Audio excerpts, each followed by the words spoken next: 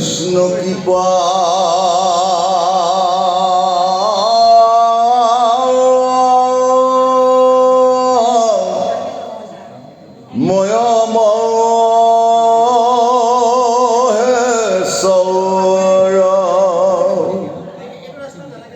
যাৰ গাখীৰে বহে ব্ৰহ্মা হৰি হৰ মৎস্যকুৰ্মই আদি অংশ অৱতাৰ যাৰ ঈশ্বৰ কৃষ্ণ কোটি কোটি নমস্কাৰ নমো নমো মধুমূৰ ৰিপু মহাহৰি অন্ত্ৰজুত্ৰময়াতি হুৱে যস্মৰি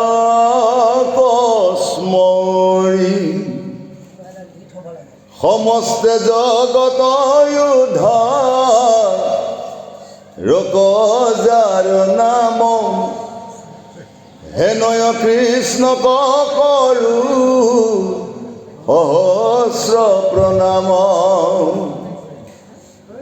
প্ৰভু ভগবন্ত ভকতৰ নবনিধি হৰিক স্মৰণে আৰম্ভ হৌক সিদ্ধি পৰীক্ষিত মুখ্য কথা দ্বাদশ স্কন্ধৰ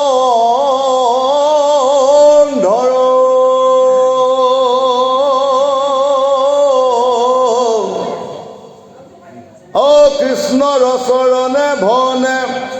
কিংকৰ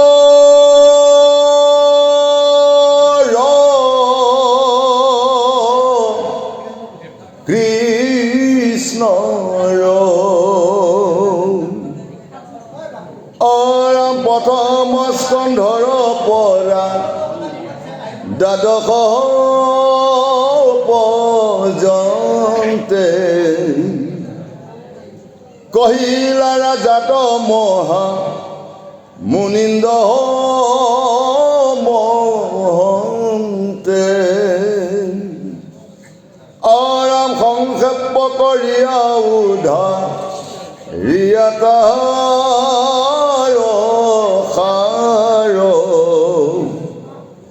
শংকৰে ৰচিলা কৃষ্ণ চৰিত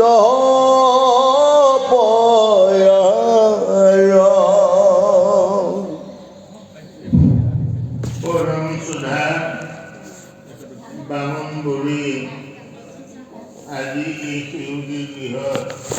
উপস্থিত থকা বিভিন্ন প্ৰান্তৰ পৰা অহা সাধু গুৰু ভক্তপ্ৰাণ গুৰুসকল আৰু আমাৰ গুৰুজ্যেষ্ঠ শ্ৰদ্ধা বাক্যাচাৰ্য পাঠাচাৰ্য সাধু গুৰু বৈষ্ণৱ সবাৰো শ্ৰীচৰণত আমি অভাগীয়ে জয় জয়তে প্ৰণাম নিবেদন কৰিছোঁ। শ্ৰদ্ধাৰ হে সাধু গুৰু হ'ব আমি ভগৱতী ৰাজ্যত এনেই চালুকীয়া সিদিনা বুলি ক'ব পাৰিম, তথাপিও আপোনাৰ অপৰাধে কাৰুত কৰি আমি আসন ভাগত ভূমিষ্ঠ হৈছোঁ। সহস্ৰ হয়তো অপৰাধ হ'ব পাৰে। জয় জয়তে মোৰ সমস্ত অপৰাধৰ বাবে আপোনালোকৰ শ্ৰীচৰণত সেৱা মাগিছোঁ। মুক্তিতনে স্পৃহতিত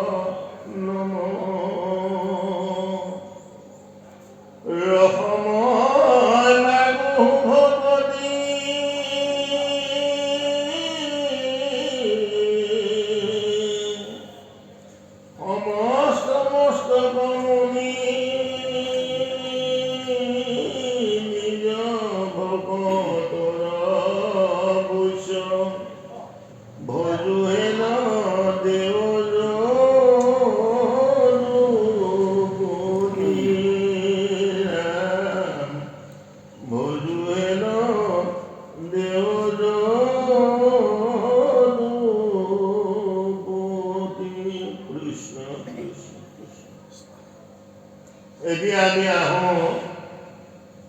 ভাগৱত।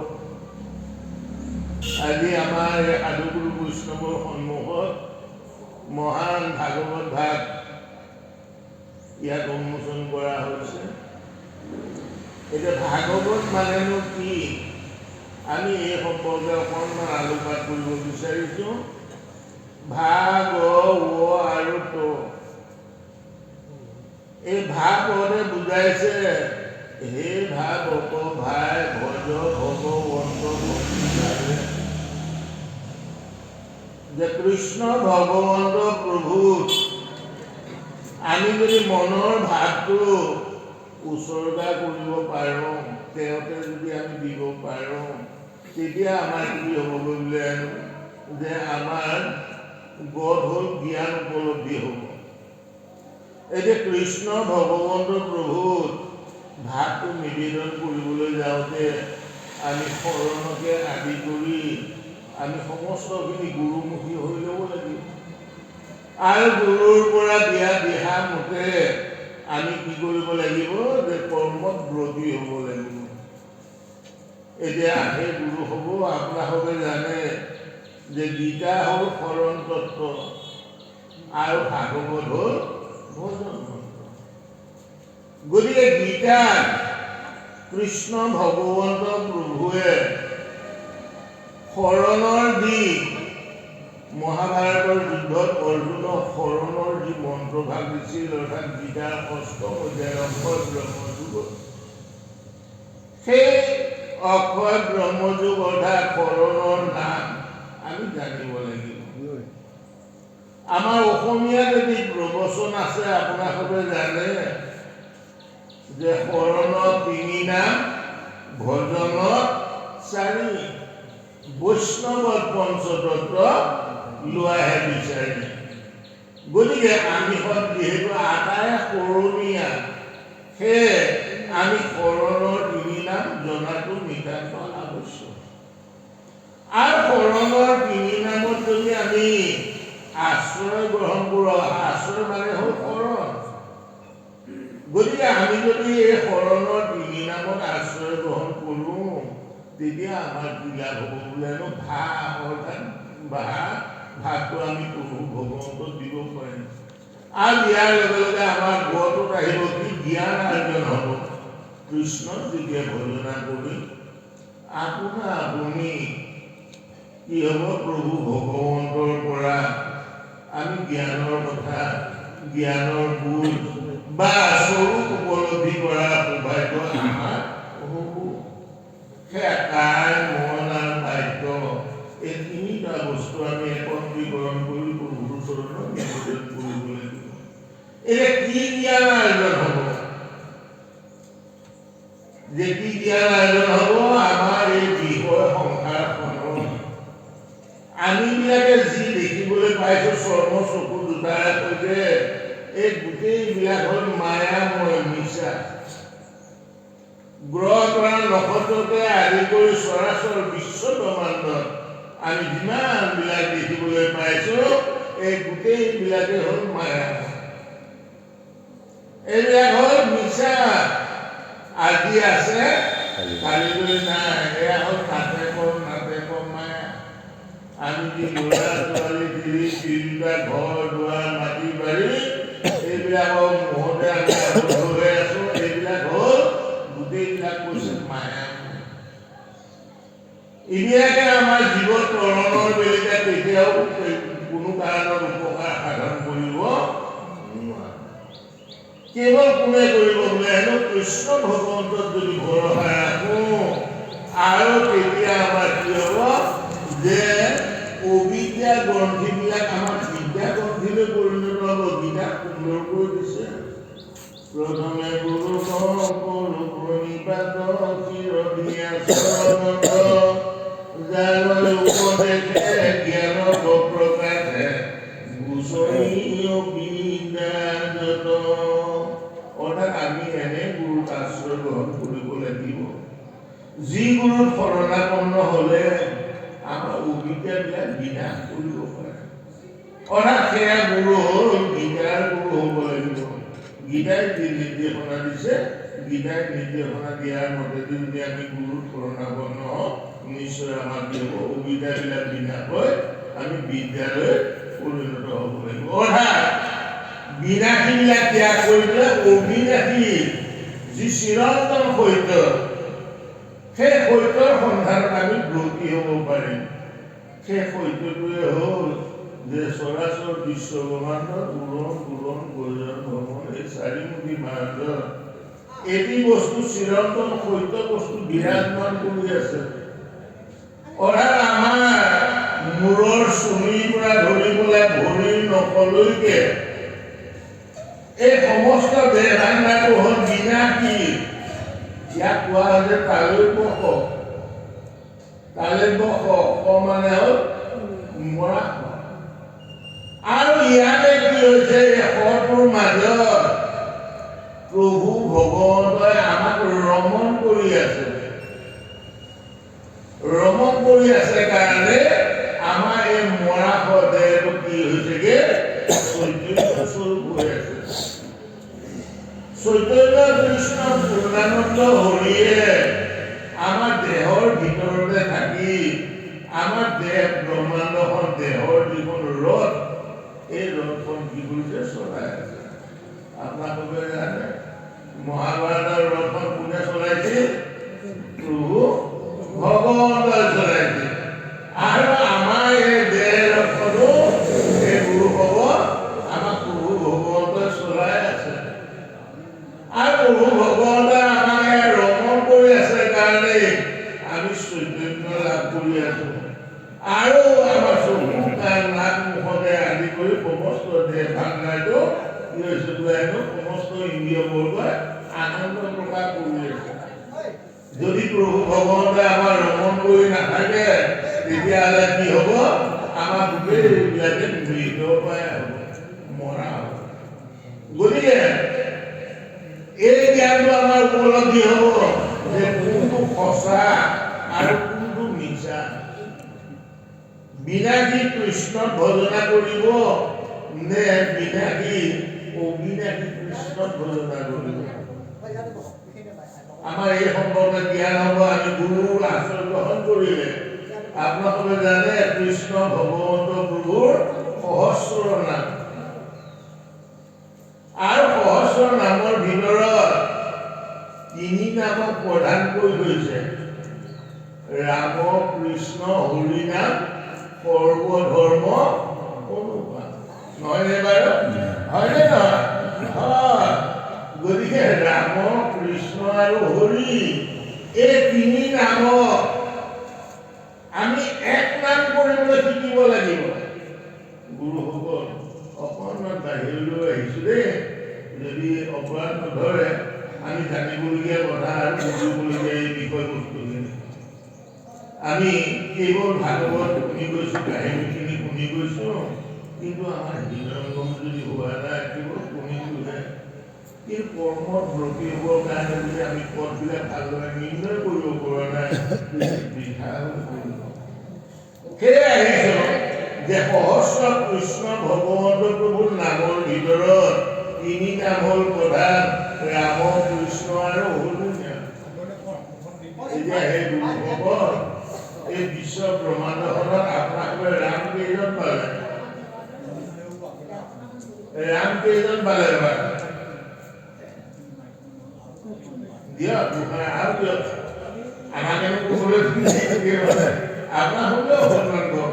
এতিয়ালৈকে ৰাম আপোনালোকে কেইজন পালে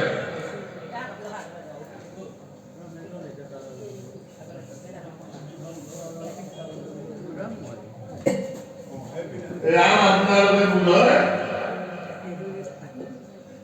চাৰিজনে পালে চাগে প্ৰথম দশৰথে ৰামৰ আগত কোন নামৰ জন্ম হৈছিল পৰশুৰাম পৰশুৰাম নামে অৱতাৰ নহয় সেইজন ৰাম এক নম্বৰ ৰাম হ'ল পৰশুৰাম আৰু দুই নম্বৰ ৰাম হ'ল দশৰথে ৰাম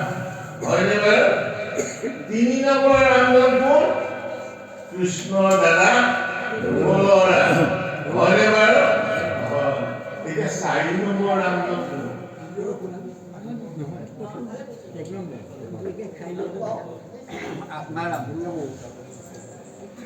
বৰ সুন্দৰ গোসাঁই ধুনীয়াকৈ দিছে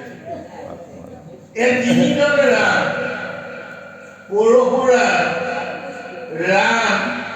আৰু বলৰাম এইসকলে জন্মগ্ৰহণ কৰিলে আৰু এদিনাখন ইহ সংসাৰৰ পৰা বিদায় হৈ গুচি গ'ল। কিন্তু 4 নম্বৰ দিনত ৰাম সেই ৰামজনৰ কেতিয়াও বিনাশপ্ৰাপ্ত নহয়। হয়নে বাৰু? সেইজন হ'ল আত্মাৰাম। আত্মাৰামৰ কেতিয়াও বিনাশপ্ৰাপ্ত নহয়। গতিকে এই আত্মাৰামৰ লগত যদি আমি সম্বন্ধ কৰোঁ তেতিয়াহ'লে আমাৰ ৰাম নাম শিকিব। তাৰ উদাহৰণটো দিছে হনুমানে দি থৈ গৈছে ত্ৰেতা যুগত যে শিলত লিখি পেলাই যেতিয়া ৰাম নাম লিখি পেলাই যেতিয়া সাগৰত ভৰাই দিছিল তেতিয়া কি কৈছে সেই শিলটো কিন্তু উপঙি আছিল আৰু ৰামে তাকে দেখা পায়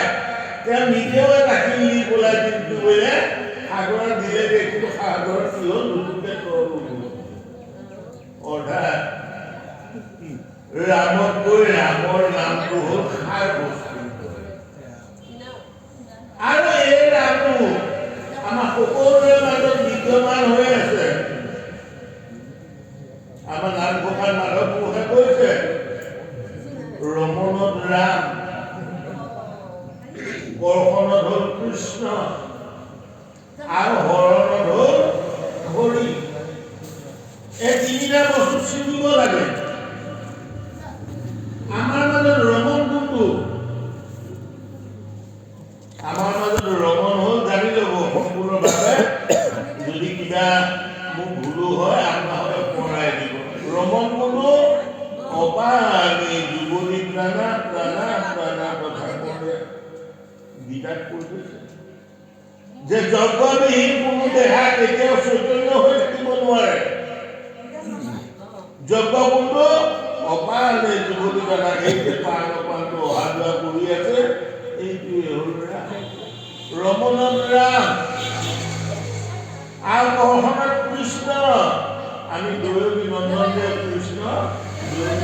কৃষ্ণৰ কথাকে ভাবি কৃষ্ণ ভগৱন্তও এবাৰ জন্মগ্ৰহণ কৰিলে আৰু ব্যাধৰ ঘৰত প্ৰভু ভগৱন্ত বৈকুণ্ঠলৈ গতি কৰিলে। কিন্তু এই কৃষ্ণ আপোনালোকৰ মাজত বিদ্যমান হৈ আছে। সেই কৃষ্ণ আমাৰ নাম ঘোষাই কৈছে বিষয় শব্দ এইটো পৃথিৱী বা চব গৰিলা ন আনন্দত প্ৰভুত। অৰ্থাৎ আমাৰ মাজত যিটো বস্তুৱে অহৰ্নিশ কৰ্ষণ কৰি পেলাই চৈতন্য কৰি ৰাখি আছে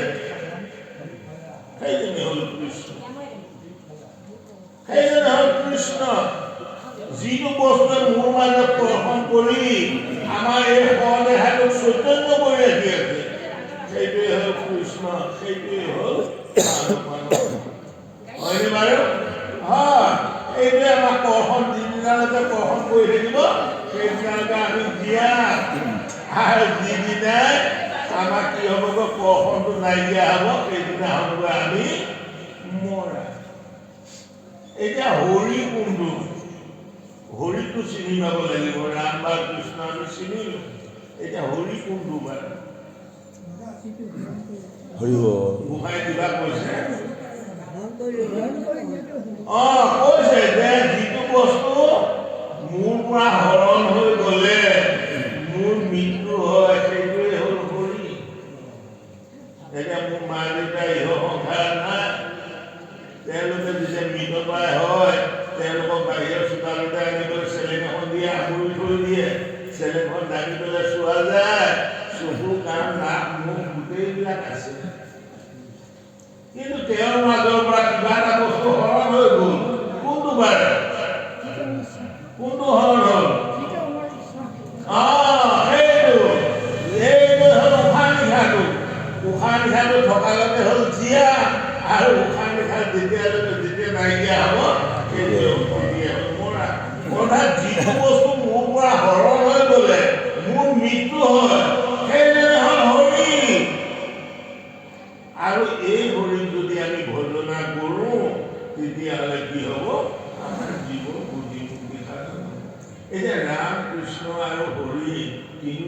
দেখায়নে বাৰু হয়নে বাৰু ৰামো হ'ল ৰমণৰ ৰাম একে নাই এই যে হৰি হৰদোৱা কৰি আছে ৰমণ কৰি আছে ইয়ে হ'ল ৰাম কৰ্ষণত কৃষ্ণ এই দেহৰ মাজত কৰ্ষণ চলি আছে সিয়ে হ'ল কৃষ্ণ আৰু হৰি কোনটো বুলি কৈছে যিটো বস্তু হৰণ হৈ গ'লে কথা হয়নে বাৰু এয়াকে কোৱা হৈছে এক নাম এক নামে যত পাপ সংহাৰিতে পাৰে ততে পাপ বিপাপ কৰিছে নোৱাৰে গতিকে এই এক নামত যদি ভজনা কৰিছা তেতিয়াহ'লে জীৱ তৰিব আৰু ভাগৱতৰ সিদ্ধান্ত আত্মা ঈশ্বৰ নভোজি পামৰ আত্মাক যি ভজনা কৰা নাই সেইবিলাক পামৰ বুলি কৰে কৰ্ম যিমান বিলাক সকলো বিফল নিমিলে কুশল পঢ়িলো শাস্ত্ৰ মৰ্ম অৰ্থাৎ মোক যিজন পিতাই খুৱাইছে বোৱাইছে পিন্ধাইছে উৰাইছে সেই পিতাইজনক যদি মই পিতাই নুবুলি বাহিৰত যদি মই পিতাই কৰি চিঞৰি থাকোঁ কোনোবা পিতাই মোক মাত দিবনে বাৰু আমি ভজনা কৰিব লাগে প্ৰথমতে কাক মোৰ ভিতৰত যিজন আত্মাৰাম আছে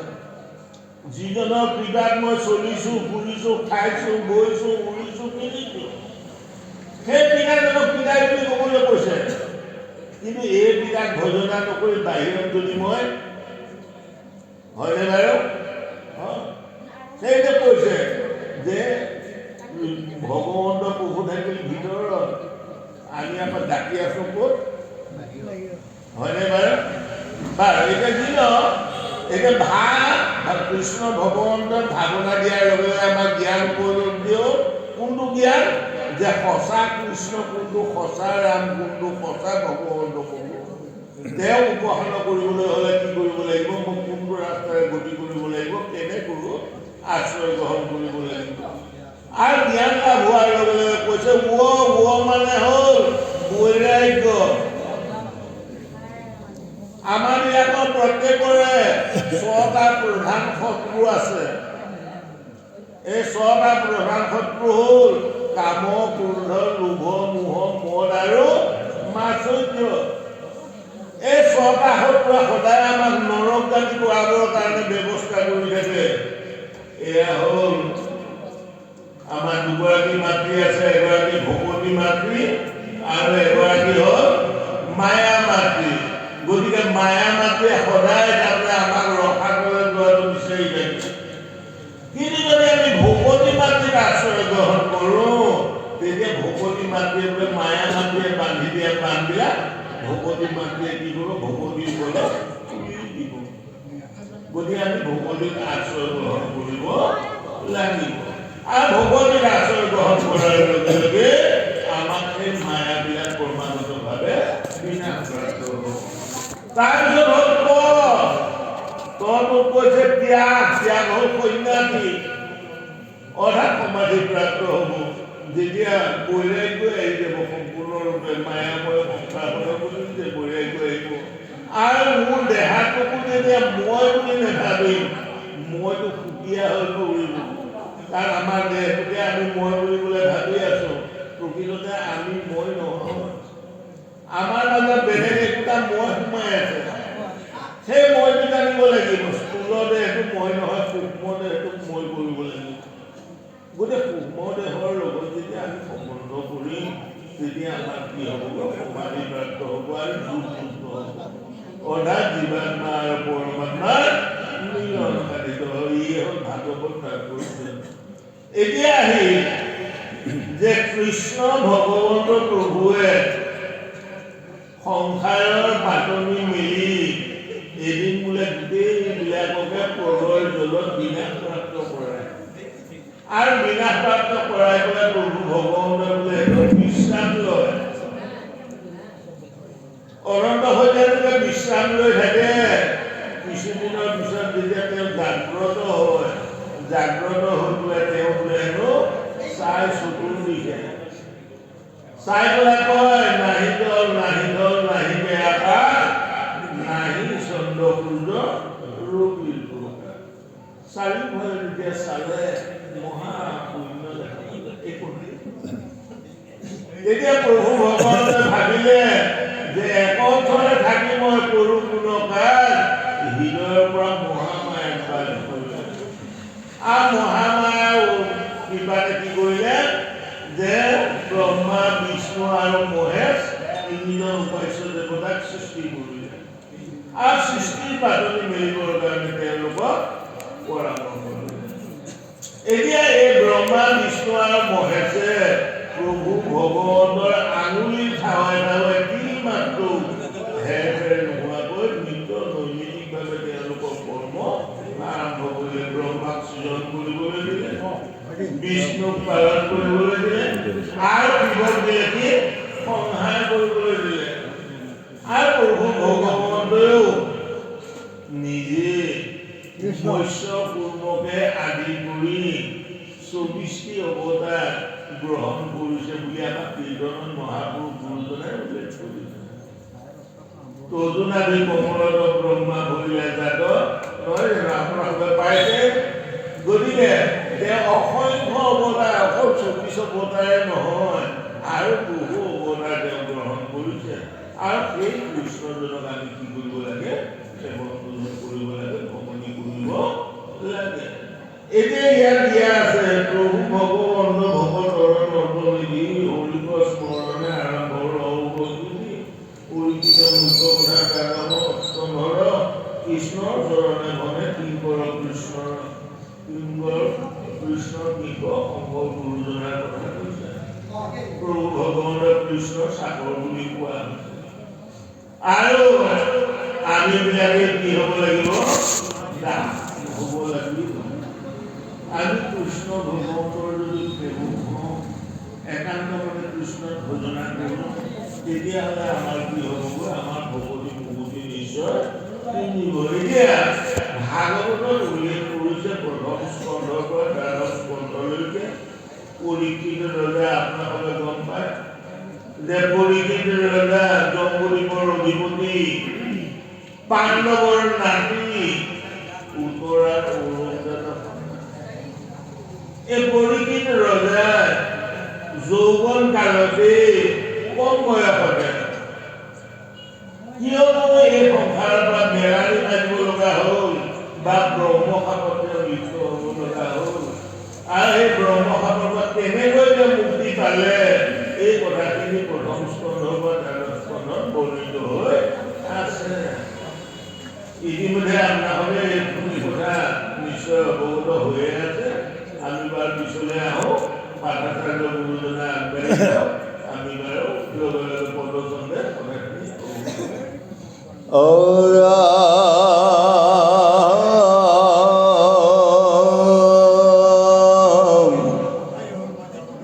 28 সহস্ৰ ঋষি বেদত প্ৰধান বিষ্ণুৰ নৈমিষ ক্ষেত্ৰ মহাপুণ্যস্থান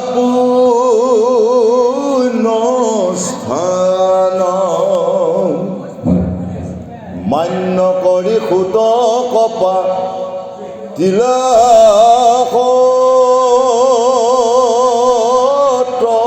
তথা শৌনক মুখে শুনে ভাগৱত কথা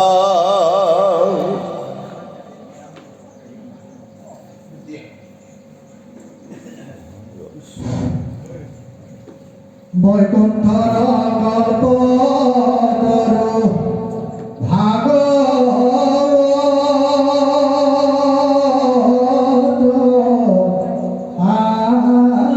শাস্ত্ৰ ইহাৰ উত্তম ফল হৰি নাম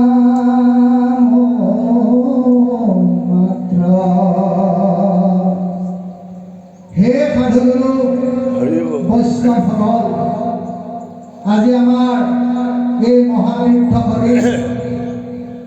উৰেষাপুৰী আমাৰ এজন নিমন্ত্ৰিত ব্যাখ্যাচাৰ্য উপস্থিত হৈছেহি। তেখেতকো আমি এখন অসমীয়া জাতিৰ স্বাভিমান ধৰ্ম বস্ত্ৰৰ সৈতে তেখেতক আমি আদৰণি জনাব বিচাৰিছোঁ। তেখেত হৈছে সন্মানীয়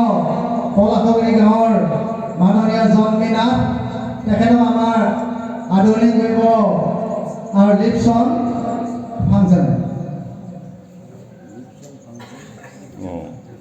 পাৰিব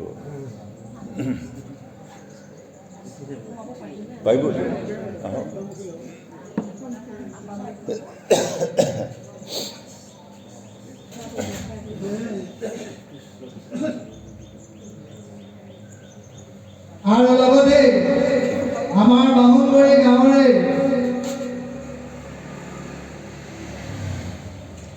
মাননীয় শ্ৰীযুত বিশ্ব ডেকাকো আমি এখন ধৰ্মবস্ত্ৰৰ সৈতে আদৰণি জনাব বিচাৰিছোঁ। আদৰণি জনাব আমাৰ মঞ্জু দেৱীয়ে।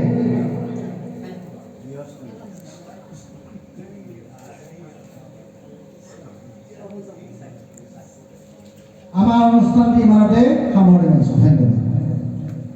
এখন কাদিবদতি শুনা সুতমানি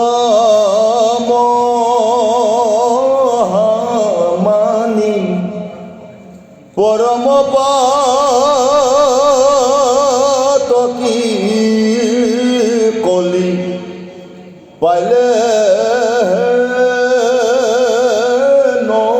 নজানি আৰম্ভিলো যজ্ঞ ইয়াকি সহস্ৰ বৎসৰ ধূম ধূম্ৰে ধূম্ৰ বৰ্ণ ভৈল কলে বৰ যিটো কৰ্ম কৰোঁ ইয়াত নাহিকে বিশ্বাস আপোনাৰ আয়ুক কৰিলো ব্ৰেথে নাশ সম্প্ৰতি তুমি কি চিন্তি যুক মহিত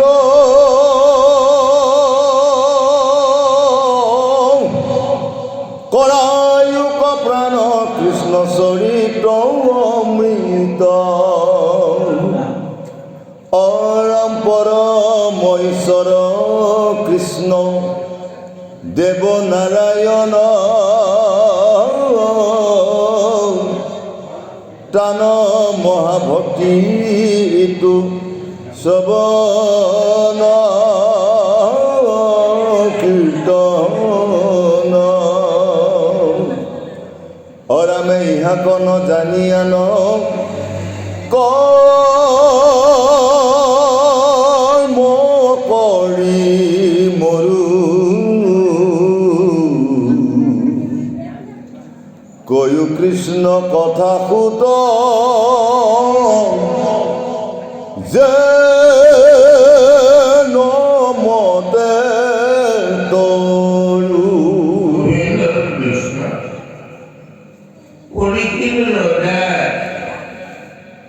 যেতিয়া মৃগয়া কৰিবলৈ গৈছিল, মৃগয়া কৰিবলৈ যাওঁতে তেওঁলোকৰ সেই পুৰণা বোলে জপাৰ পৰা এখনি মুকুট ধাৰণ কৰি গৈছিল আৰু এই মুকুটখনি আছিল জৰাসন্ধৰ মুকুট আৰু জৰাসন্ধৰ মুকুটখন আছিল কুমেৰেৰে নিৰ্মিত। যিহেতু পৰীক্ষিত ৰজাই তেওঁ কলিত চমুৱাই আনিছো, পৰীক্ষিত ৰজাই যিহেতু কলিত সোণত স্থান দিছিল, সেই পৰীক্ষিত ৰজাই সেই মুকুটখন পিন্ধি যেতিয়া মৃগয়া কৰিবলৈ গ'ল, কলিয়ে তেওঁক নধিলে আৰু দিনটো মৃগয়া কৰি যেতিয়া শ্ৰান্ত হ'ল, তেওঁ পানী দিয়া হ'ল যেতিয়া আকৌ হ'ল তেতিয়া তেওঁৰে ৰাজ্য সেই বনৰ মাজত থকা আশ্ৰম এখনলৈ গৈছিল আৰু তাতে আছিল শ্ৰমিক মুনি সেই সময়ত শ্ৰমিক মুনি ৰজা যেতিয়া উপস্থিত হয় তেতিয়া শ্ৰমিক মুনি কি হৈছে তেওঁ ধ্যানস্থ হৈ আছিল অৰ্থাৎ যোগযুক্ত হৈ আছিল সমাধিপ্ৰাপ্ত হৈ আছিল আৰু সমাধি এনে এটি অৱস্থা সেই সমাধিৰ অৱস্থাত কোনোবাই কিবা কৰিলেও একো জ্ঞান নাথাকে যেতিয়া জীৱাত্মা আৰু পৰমাত্মাৰ মিলন সাধিত হয় হেন সময়তে আহি ৰজাই ভোকে পিয়াহে আতুৰ হৈ সেই ঋষিবৰক ক'লে হে ঋষিবৰ মোক অকণমান জল দিয়া কিন্তু ঋষিয়ে তেতিয়া শুনা নাছিল আৰু ৰজাৰ তেতিয়া কি হ'ল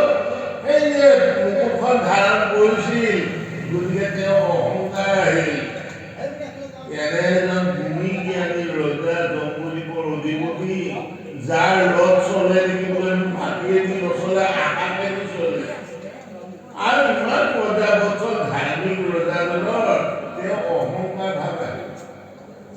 আৰু অহংকাৰ মন্ত্ৰ হৈ মোৰে ৰাজ্যতে থাকক মোৰে ৰাজ্যৰ ভিতৰতে বনতে থাকি মই মানে পানী বিচাৰিছো আৰু তই কি কৰিছ চকু মুদি পেলাই ভাল কৰি আছ এইবুলি ভাবি পেলাই কি কৰিলে শ্ৰমিক মুনিৰ ডিঙিত মৰা সাপ এডাল ওচৰতে আছিল ধনুৰ কাঁড়েৰে আনি পেলাই মৰা সাপডাল শ্ৰমিক মুনিৰ ডিঙিত আঁৰি দিলে আৰু যেতিয়া শ্ৰমিক মুনিৰ ডিঙিত মৰা সাপডাল আঁৰি দিলে দি লৈ পেলাই তেওঁ গুচি গ'ল সঁচা সময়তে কিন্তু এই শ্ৰমিক মুনি সেই আশ্ৰমলৈ বোলে আৰু সিংহী মুনি অৰ্থাৎ তেওঁৰ পুতেক হ'ল সিংহী মুনি পুতেকৰ লগৰীয়া দুজনমানে আহি পেলাই দেখা পালেহি কি দেখিলে যে শ্ৰমিক মুনিৰ ডিঙিত কোনোবাই মৰা সাপ আঁৰি দিছে এই কথাটো কৈ পেলাই শ্ৰমিক মুনিয়ে লগৰীয়াবিলাকৰ লগত খেলা ধূলা কৰি আছিল তাক গৈ ক'লেগে হেৰৌ সিংহী তোৰ দেউতাৰ ডিঙিত কোনোবাই মৰা সাপ আঁৰি দিছে তই চাগে যা তেতিয়া সিংহী মুনি খং উঠিল লাজো পালে যে তেওঁৰ দেউতাক এজন মহা সমাধিপ্ৰাপ্ত যোগী আৰু এনে এজন সাধু ব্যক্তিৰ ডিঙিত মৰা সাপ আঁৰি দিছে তেওঁ খং উঠিল সেয়ে তেওঁ কি কৰিলে বোলে তেওঁ অভিশাপ প্ৰদান কৰিলে যিয়ে মোৰ দেউতাৰ ডিঙিত মৰা সাপ আঁৰি দিছে তেওঁ 7 দিনৰ ভিতৰত তপকে দংশন কৰে আৰু সেই সাপত পৰীক্ষিত ৰজা পৰিল আৰু পৰীক্ষিত ৰজা খবৰটো শ্ৰমিক মুনিয়ে দিলে মাধৱী পাতিছো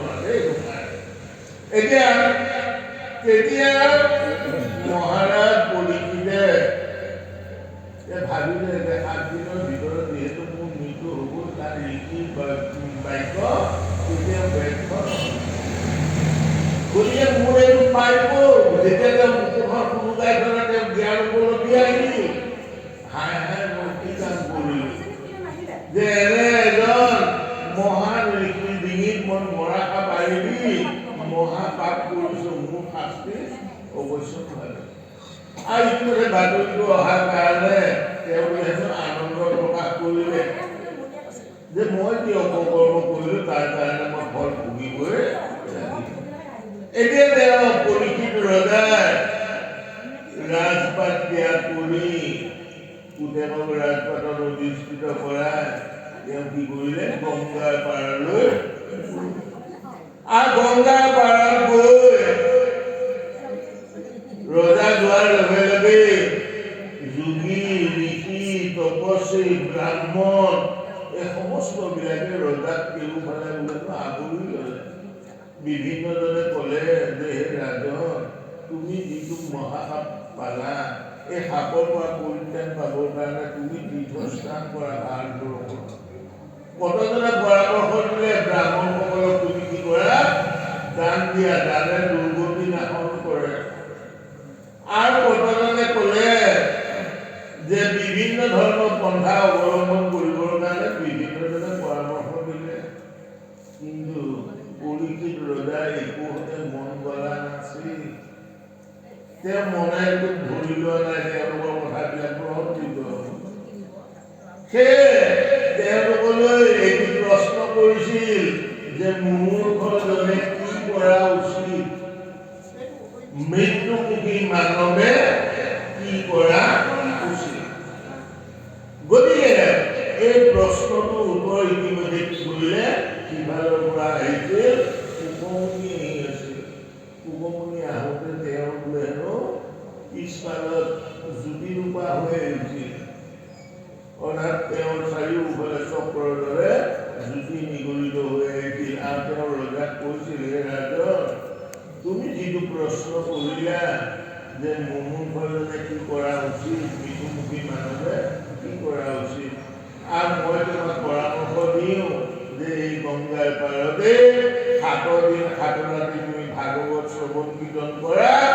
আৰু 7 দিনৰ পিছত তুমি কি হ'বাগৈ, গতি মুক্তি সাধন কৰিব পাৰিবা, জীৱ পৰম। আৰু সেইমতে কুকক গুৰু মানি লৈ গংগাৰ পাৰত 7 দিন 7 ৰাতি ভাগৱত কৰিলে। এয়া হ'ল প্ৰথম ভাগৱত। আৰু দ্বিতীয় ভাগৱত হ'ল কুকমুনিয়ে পৰীক্ষিত ৰজাক এই গংগাৰ পাৰত ভাগৱত শুনালে। দ্বিতীয় ভাগৱতখন হ'ল নৈমিষা অৰণ্য। একে নিমিষতে সুদৰ্শন চক্ৰই সহস্ৰ য'ত নেকি মানে অসুৰবিলাকক নিপাত কৰিছিল, সেই ঠাইত নৈমিষা অৰণ্য কথা কৈছে। সেই নৈমিষা অৰণ্যত সৌনককে লক্ষ্য কৰি 28 সহস্ৰ ঋষিয়ে পুনৰ ভাগৱত তাত শুনিছিল, কিন্তু কুকগুৰুৰ মুখেৰে শুনা নাছিল, কুতগুৰুৰ মুখেৰে শুনিছিল। প্ৰথমতে কুকগুৰুৰ ওচৰলৈকে গৈছিল, সহস্ৰ ঋষি গৈ কুকগুৰুক কৈছিল যে হে গুৰু, পৰীক্ষিত ৰজাই যেনেকৈ তেওঁ কি কৰিলে, গংগাৰ পাৰত ভাগৱত শুনি গতিমুক্তি সাধন হৈছিল, ঠিক আমাৰ সকলোকো আপুনি পুনৰাই এই ভাগৱত শ্ৰৱণ কীৰ্তন কৰোৱা। তেতিয়া সুতে কৈছিল যে মই ইতিমধ্যে ভাগৱত পৃথিৱীত মই এৰি থৈ আহিছোঁ, গতিকে তোমালোকে যোৱা। পৰীক্ষিত ৰজাই যেতিয়া ভাগৱত পঢ়িছিল, তেতিয়া সুত অৰ্থাৎ নিষ্ঠুৰৰ এজন লোকে একেবাৰে শেষতে বহি লৈ একান্ত মনে 7 দিন 7 ৰাতি পৰীক্ষিতে যেনেকৈ একেৰাহে বহি 7 দিন 7 ৰাতি ভাগৱত শুনিছিল, ঠিক সেইদৰে সুতমুনিয়েও কি কৰিছিল, 7 দিন 7 ৰাতি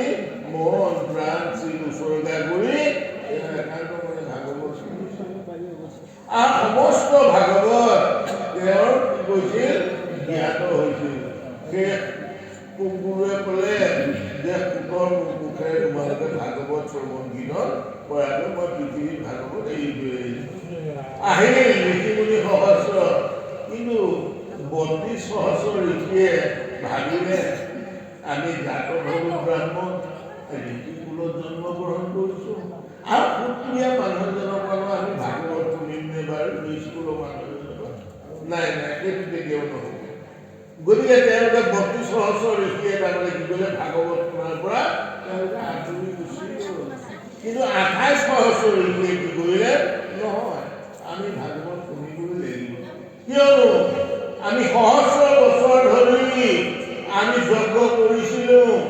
আৰু যজ্ঞৰ ধোঁৱাই বোলে গোটেই আকাশত চাৰি ধৰিছিল, গাৰ কাপোৰবিলাকত ধোঁৱা বৰণীয়া হৈছিল, গাৰ ৰংবিলাকো ধোঁৱা বৰণীয়া হৈছিল, তথাপিও কিন্তু কৃষ্ণ ভগৱন্ত প্ৰভু সদয় কৰিব পৰা নাছিল, বা কলি এই পৃথিৱীৰ পৰা বিতাড়িত কৰিব পৰা হোৱা নাছিল। সেয়ে তেওঁলোকে জানিলে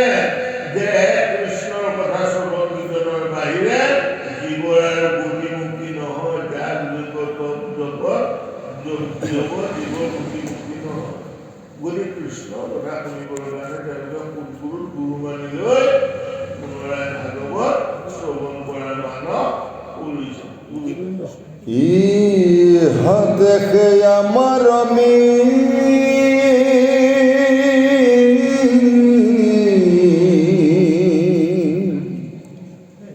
লীলম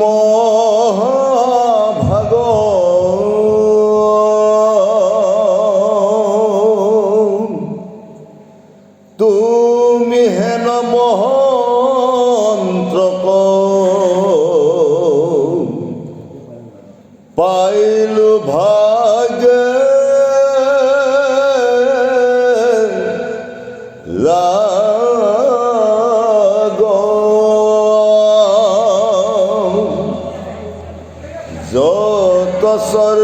সুখ যিটো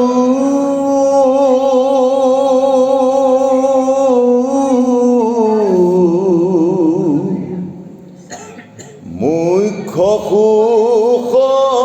মূল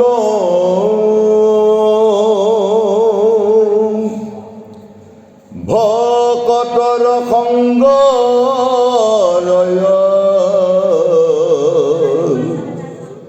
পকুনো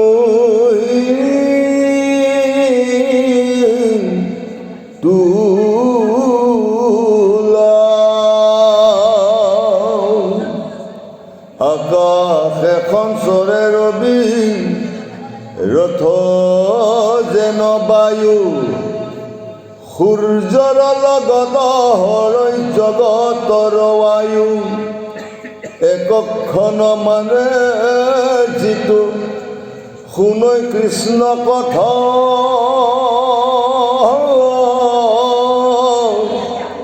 তাৰ বিনয়ান ৰজি বন যায়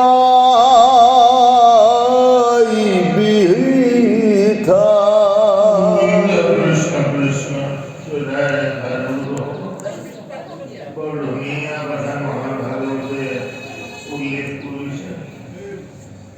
যে আমার 24 ঘন্টায় হলো এটা দিন এটা আমি আর এই 24 ঘন্টার ভিতরে আমি যদি কৃষ্ণ ভগবন্তের কথা কিছু যদি শুনিবৰ প্ৰয়াস নকৰোঁ বা কৃষ্ণ ভগবন্তৰ যদি আমি মনটো নিবেদন নকৰোঁ বা কৃষ্ণৰ নামত যদি আমি ভজনা নকৰোঁ তেতিয়াহ'লে আমাৰ জীৱনটো বৃথা হ'ব বুলি কৈছে অৰ্থাৎ সূৰ্যৰ লগত আমাৰ জীৱনৰ আয়ুবিলাক পদে পদে বোলে দিনে দিনে নাইকিয়া হৈ গৈছে এটা এটা দিন হৈ গৈ আপোনালোকে জানে মানুহ সদায় কলৈ যায় আৰু মানুহ সদায় কলৈ নাযায় বাৰু মানুহ সদায় কলৈ যায় বাৰু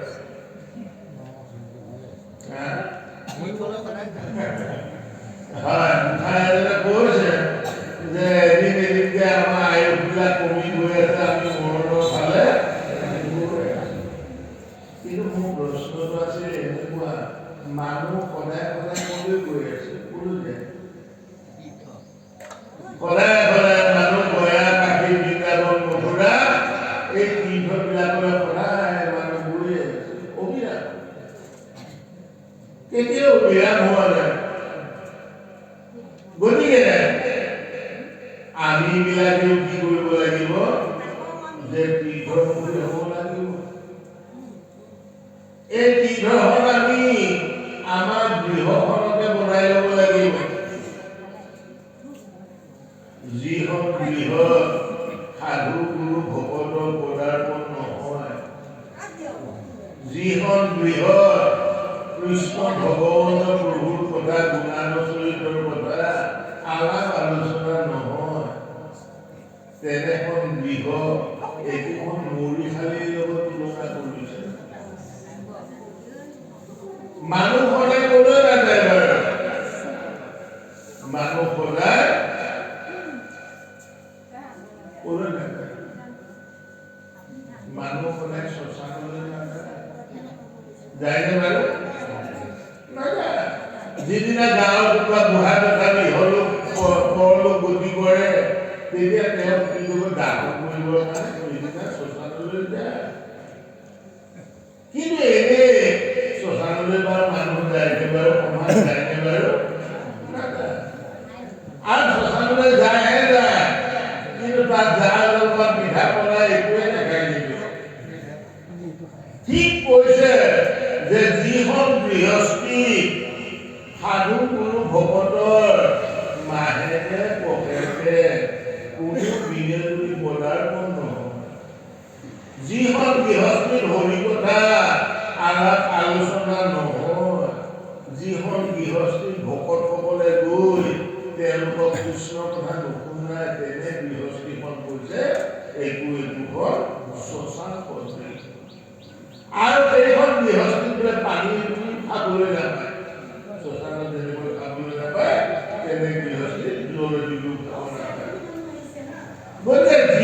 গৃহস্থী সাধু ভকতৰ পদাৰ্পণ হৈ থাকে যিখন গৃহস্থীয়ে আইসকলে বা বোপাইসকলে নিত্য নৈমিত্তিকভাৱে কৃষ্ণ ভগৱতক চৰাই তেনে গৃহস্থীখনক কোৱা হৈছে একোখন তীৰ্থ বুলি কৈছে গোন্ধ থকা ফুলে মৌ থকা ফুলে ভোমোৰাবিলাকক নকয় হেৰৌ ভোমোৰা নহ'লে মোক মধু খাই কেতিয়াও গোন্ধ থকা ফুলে মাটি ভোমোৰা নাথাকে ঠিক সেইদৰে আমিও যদি একোজন গোন্ধ থকা ফুলত পৰিণত হওঁ অৰ্থাৎ গুণৰ অধিকাৰী যদি হওঁ নিশ্চয় আমাৰ গৃহবিলাকৰো সাধুগুৰু ভকতৰ পৰা হ'বই গতিকে তেনে গৃহস্থীলৈ গ'লে আমি কৃষ্ণ কথা কোৱা শুনিবলৈ বা শ্ৰৱণ কীৰ্তন হ'ব গতিকে তালৈ গ'লে আমাৰ মনৰ ভাৱটো উঠি হ'বগৈ পবিত্ৰ ভাৱ বিৰাজমান কৰিব তেনে গৃহস্থীলৈ আমাৰ কৈছে এখন তীৰ্থ ভূমি বুলি কৈছে আৰু এই ভূমিকাটো গ্ৰহণ কৰিব লাগিব বিশেষত আমাৰ আইসকলে গ্ৰহণ কৰিব লাগিব আইসকলৰ যদি চাল চলন কথা বতৰা তেওঁলোকৰ যদি সত্য শুদ্ধ হয় আৰু তেওঁলোকৰ গৃহস্থীলৈ তাৰমানে কি কৰিব ভকত গুৰুসকলৰ আগমন নিশ্চয় এনেই এতিয়া আহি যে সম্পূৰ্ণভাৱে প্ৰমুখ কৰি 28 সহস্ৰ নীতিয়ে তেওঁলোকে অনুভৱ কৰিলে যে আমি যি যজ্ঞ আৰম্ভ কৰিছিলোঁ সেই যজ্ঞৰ দ্বাৰা প্ৰভু ভগৱানক সদায় কেতিয়াও নহয় আৰু আমাৰ জীৱৰ তৰণো নহয় সেয়ে তেওঁলোকে সুখৰ মুখেৰে সৈতে গ'লে নৈমিষা অৰণ্যত কৃষ্ণৰ কথা শুনিব নোৱাৰো কৰিছে আৰু কৈছে যত স্বৰ্গ সুখ যিটো মূৰ্খ সুখ মূল ভকতৰ শংকৰ অলবৰ নৈমূল মহাপুৰুষ শ্ৰীমন্ত শংকৰ গুৰুজনে আমাক ভকতি কৰাৰ আৰম্ভণি সুন্দৰ ব্যৱস্থা দিছে যে সাধু সংগ অনুসৰা শ্ৰৱণ কীৰ্তন কৰা পৰিহৰা পাখণ্ড আছে নৱবিধা ভকতিৰ ভিতৰত শ্ৰেষ্ঠ ভকতিয়ে হ'ল শ্ৰৱণ আৰু কীৰ্তন আৰু এই শ্ৰৱণ আৰু কীৰ্তন কি কৰিবলৈ কৈছে যে সাধুৰ সংগত থাকি কৰক সাধুৰ সংগত থাকি শ্ৰৱণ কীৰ্তন কৰক যেতিয়া সাধুসকল কি হ'ব যে জীৱসমূহ মুক্তিপ্ৰাপ্ত হ'ব ঐ ৰাম কৃষ্ণ তৰ প্ৰিয় আমি কৰোঁ কৰ্মযত তাতো নানা বিঘ্নি আছে জানিলো মন এতেকে পিয়ায়ো কৃষ্ণ চৰিত্ৰ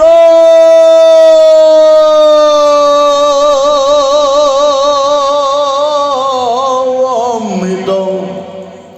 শ্ৰৱণ মাত্ৰকে যেন হওঁ কৃত জগযোগ্য যজ্ঞ কৰি দুখ পাইলো মাত্ৰ আবেকহি উক মহাভাগৱত শাস্ত্ৰ কৃষ্ণ কথা ইটো অমৃত ততো কৰি সাদ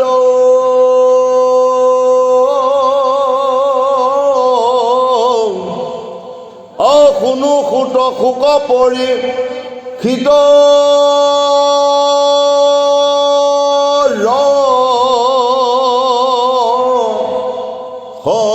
সম্বাদ যাৰ ঘোঁৰা চলে ইয়াতি আকাশৰ পথে সসাগৰ পৃথিৱী যি নীলাৱে ৰথে জম্বুদ্বীপ পতি পৰি শীত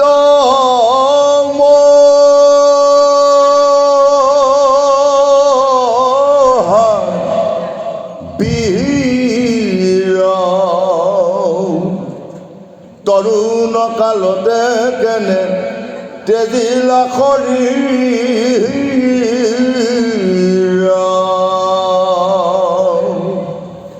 ভিত্ত যেন কাটে পৃথিৱীৰ ৰাজা যত কৃষ্ণত ভকত তেনেতে মহাভাগৱত হৰিস্মৰি জীমতে ৰিলাত নুত্যাগ কহি